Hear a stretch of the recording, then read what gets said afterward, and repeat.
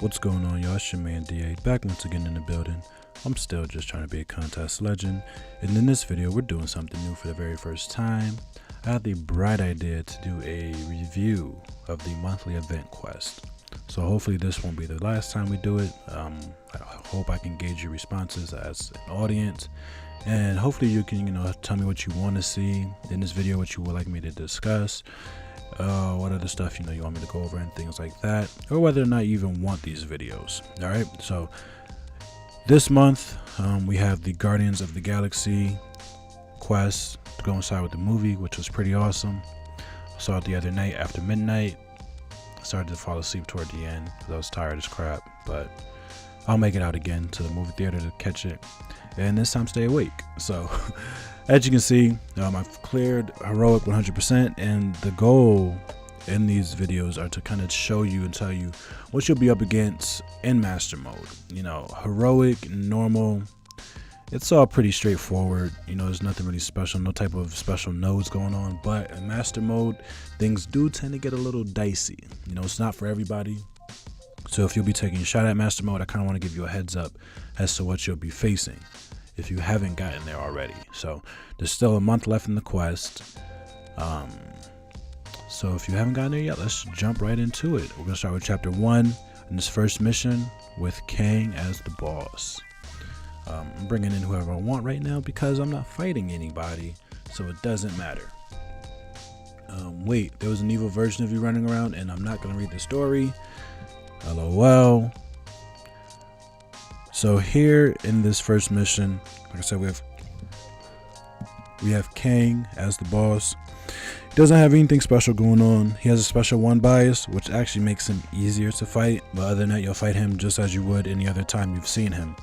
For Archangel as the mini boss, I suggest bringing in a poison and bleed immune champion. Other than that, there's really no one of note to be aware of within the map. You do have a Mordo here. I brought in Drax. Drax actually bypasses his stun immune ability, so there's that. Other than that, Black Panther Civil War, you fight him just like you would any other time, as if he's a stun immune champion. Gwenpool, as strong as she is, if you bring a bleed immune champion, you will completely nullify all that she does. For Hyperion, as you know, bring some type of power control champion to deal with him, and you will be all set. Let's move on to mission number 2 in chapter 1. Here on this map, it's pretty straightforward again. One of the inner paths will get you there the quickest. I don't know, I like these short, straightforward map designs. I think they need to do more of them. There's really no reason for a map to be, there's no reason a map should take 74 energy to get to the end. That just doesn't make any sense. Anyway, I digress. Here, Yandu is the final boss. He's a tech champion, so you should probably bring some sort of cosmic champion with a bleed. I would suggest Drax if you have him. He's in the arena right now, so you should get your hands on him. He'll help. Fighting Yandu is pretty straightforward. He's strong, but just take your time with him. As long as you can parry and evade well, you will do well. With Rogue as the mini boss, again, nothing special. Just play her as you normally would, being aware that she does have the lifesteal on the power 1 and the power drain on the level 2 specials. Like I said, there's nobody of note here, and there really isn't ever anyone to be too aware of in the path clearing. Make sure you have your poison immune champion still for the abomination. There's a magic here who tends to give people problems. Agent Venom gives me issues on occasion. Other than that, play this map as you would any other. Bring whoever you want for the most part, and you won't have a bad time at all. Here in chapter 2, we have Groot and Kang again as the mini boss. Now I will save my comments for Kang when we get there. Let's check out what's going on in this first mission in chapter 2. Again, we're skipping all the stories. The map is pretty symmetrical for the most part. We do have this one extra path with Civil Warrior way out here on the left that we don't have on the right. So if you ran through it one time and said, hey, I got through the right side quicker, now you know why. We have Hulk as the mini boss, and we have these booster nodes here. So we have Gamora sending down Optimus, which as long as they remain below 25%, they're going to gain Fury, Armor Up, and Health Steal. We have Star-Lord sending down a Combo Lock. Drax is sending down a Mystic Ward, which will have a 65% chance for all your Nullify effects to fail. And Rocket Raccoon sending down 30% longer buff duration. So they're really helping out their Guardian Companion. So, you know, just be aware of that as you're going through the map. But again, I mean, it really doesn't change how you play Groot for the most part. Just, you know, build up his L1, and then you want to evade his L1. You know, you want to let him build it up, and then you want to bait it out. So if you don't know how to bait specials, check out Dorky Dave's video over at Dork Lessons on YouTube. He has a video about baiting specials and dodging specials and evading. Everything you need to know about how to play the game, Dave probably has a video about it. So make sure you check it out. I will probably link to that video specifically about baiting specials. I'll probably link to that in the description. And if I don't, just somebody send me a comment reminding me to do it, and I will get on that as soon as possible. Other than that, nobody to be too aware of. Just play the map as you would any other. Now let's move on to this very special Kane. I sent out a tweet about it because I really couldn't believe what I saw when I saw it. I didn't think it was real life. If you want to hurry up and get down to Kang, you'll take the center path. But when you get there, you're going to find out that he has 100% power gain, on top of a special 3 bias, on top of an all or nothing node. I don't know why they would do something like this, except to take all of our money, man. It's a conspiracy. Yeah, but you know, as long as you bring some type of power control champion, power lock, someone to nullify this crazy power gain you're going to be up against. I mean, when I tell you that his power gain is ridiculous, I'm talking like, you know, 4 or 5 hits, and he already has, you know, 1.5 bars of power. So, you know, 2 5-hit combos, he's already at his L3.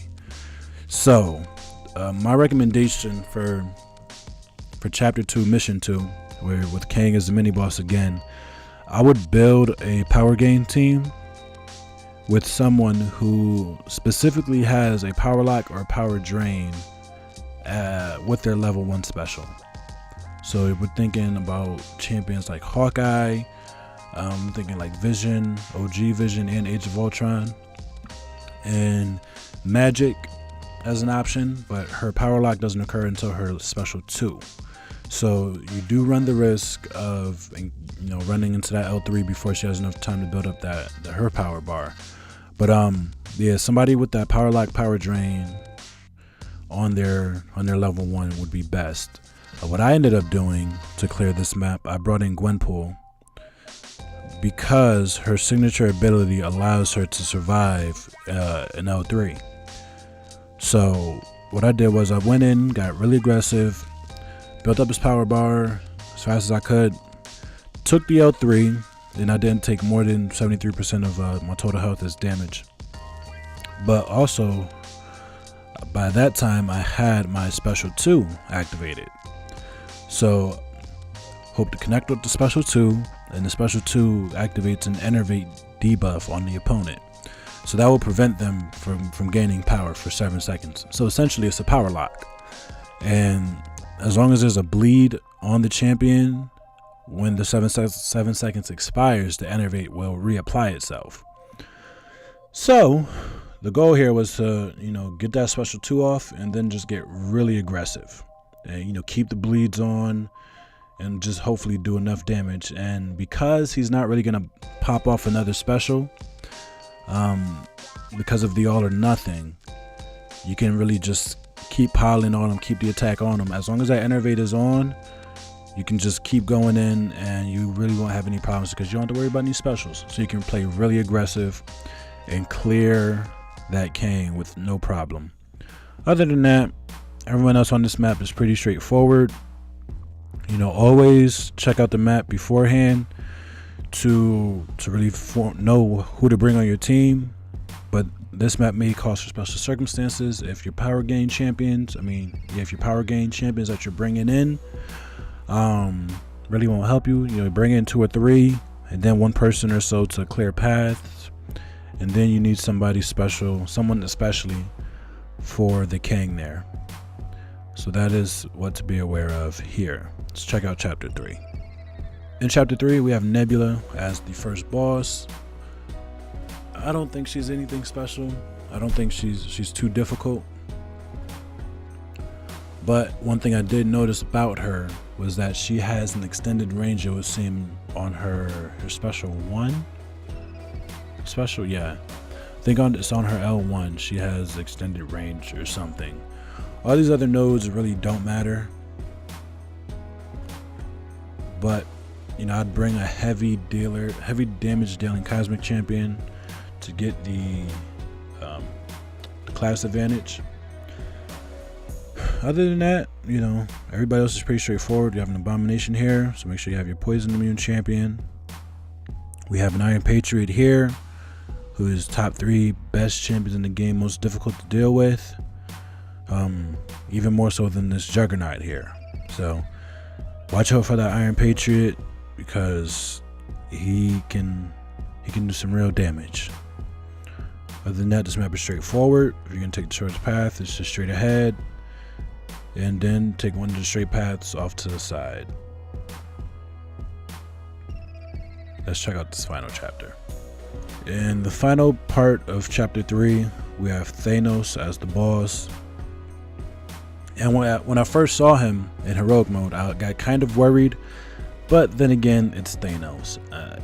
Unless they put him on some type of crazy node, you're not going to have too many problems with him, and I didn't have too many problems with him here. The only thing that I had to remind myself, and I will remind you all, is just take your time. Don't be in a rush. You're not getting any prizes, hopefully, for clearing this as fast as you can, and if you are, I hope you're bringing in the right champions.